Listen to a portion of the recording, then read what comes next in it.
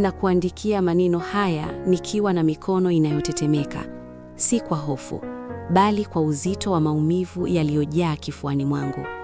Leo unaniambia mimi sina hadhi? Leo unagundua kuwa elimu yangu haitoshi kunitambulisha mbele ya marafiki zako? Hebu nikuulize, hivi hiyo hadhi unayoizungumzia leo ulikuwa huioni wakati nikikataa amri ya wazazi wangu kwa ajili yako? Kumbuka, nilikuwa binti mwenye ndoto. Nilikuwa na sare za shule zilizokuwa zinasubiri nivae ili nikajenge mustakabali wangu, lakini nikazivua na kuzitupa kwa sababu nilikuamini wewe. Nilichagua kuitwa mama nikiwa bado binti mdogo, nikabeba majukumu ya ukubwa ambayo yalinielemea. Yote hayo ili tu nikutengenezee wewe mazingira ya kuwa mwanaume unayejisikia leo. Wakati unahangaika kutafuta maisha, mimi ndiye niliyekuwa ngao yako. Nilikubali kudharaulika na jamii, niliitwa mjinga na mwenye laana ya wazazi, nilimeza matusi yote ili mradi tu wewe upate furaha na faraja.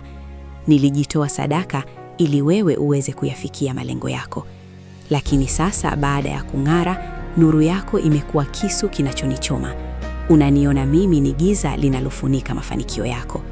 Unasema huyo mwanamke mpya ana elimu na hadhi.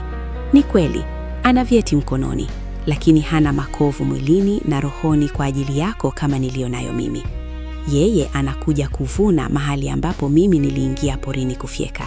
Anakuja kukaa kwenye nyumba ambayo mimi niliibeba misingi yake kwa machozi na jasho.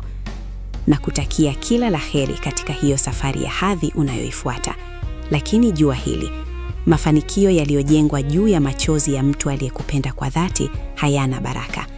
Kila mara utakapomtambulisha huyo mkeo mpya kwa mbwembwe na lugha za kigeni, sauti ya majivuno yako itakukumbusha kuwa kuna msichana aliyepoteza maisha yake ya baadaye ili wewe uwe na hayo maisha ya sasa.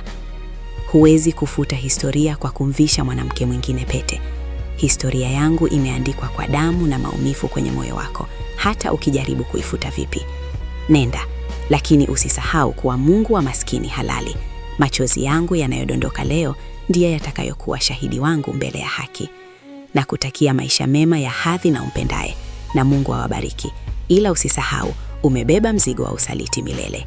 Imeandaliwa na Jeremy Films. Usiache kusubscribe YouTube channel yetu. Ciao.